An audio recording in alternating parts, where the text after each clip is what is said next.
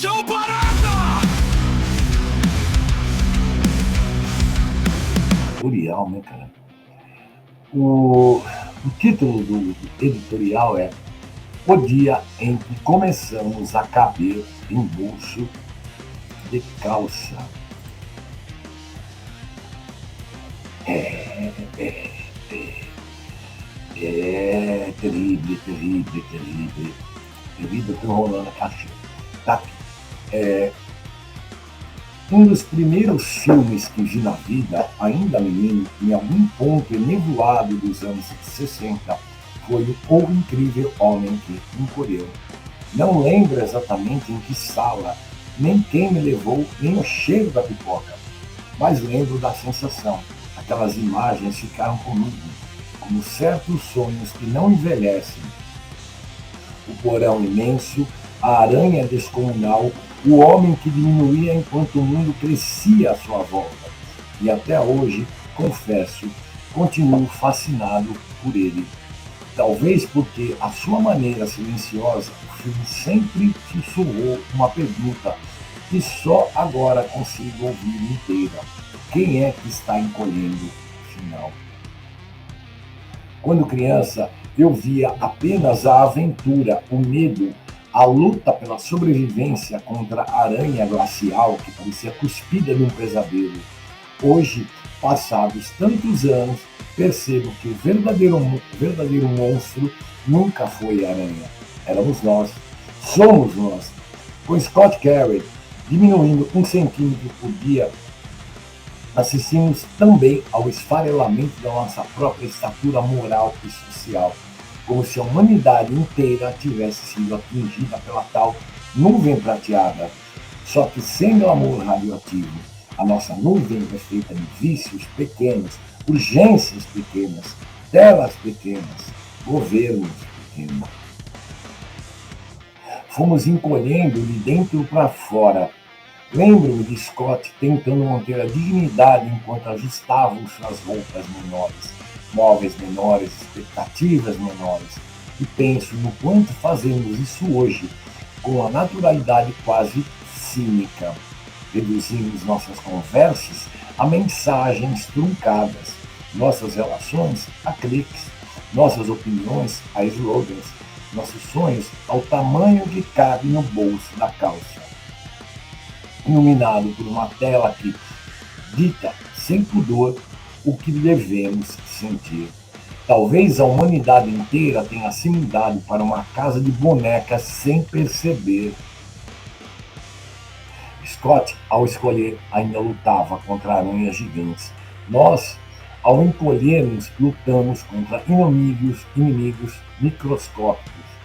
A notificação que explode como se fosse importante, o medo de ficar sem Wi-Fi, a dependência confortável, quase infantil, de um estado babá, distribui migalhas enquanto cobra silêncio. A diferença é que Scott lutava para manter a vida, nós para manter a distração. E se o final do filme sempre me emocionou, aquele solilóquio cósmico, quase místico, hoje me intriga por outra razão. Scott aceitava a pequenez física porque descobria, enfim, uma grandeza espiritual. Diminuir tornava-se crescer, tornar-se quase nada revelava o infinito. Conosco não funciona assim. Nós diminuímos sem transcendência, escolhemos sem descobrir nada maior. Somos menores e apenas menores, menores de idade diante de nós mesmos. Diferentemente de Scott, não escolhemos por acidente radiativo, escolhemos por escolha, por preguiça, por conveniência.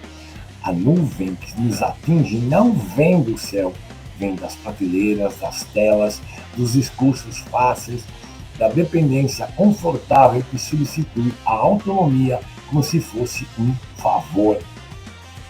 E o pior, fazemos isso sorrindo. Quando Scott descia a escadaria para o porão, ele entrava numa espécie de purgatório físico. Nós também descemos escadas todos os dias, mas as nossas são invisíveis. Cada indignação que deixamos para depois, cada indignidade que aceitamos sem reagir, cada prato feito ideológico que engolimos para não pensar, para não crescer, para não incomodar.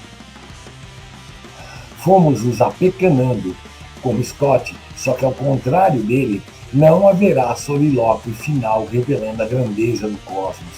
Se continuarmos assim, talvez o nosso fim não seja a interrogação com o infinito, mas a fusão com o irrelevante.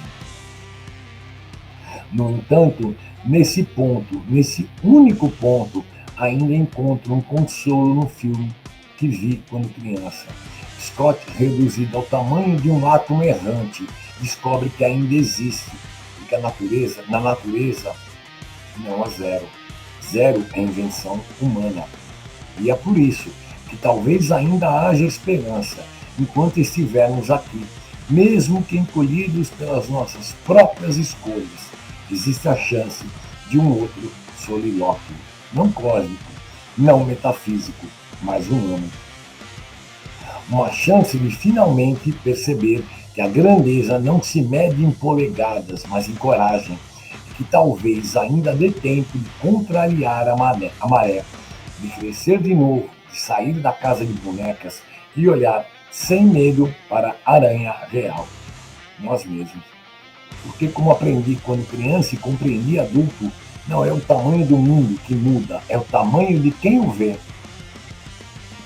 E talvez, só talvez, ainda possamos crescer o bastante para voltar a enxergá-lo inteiro. É isso.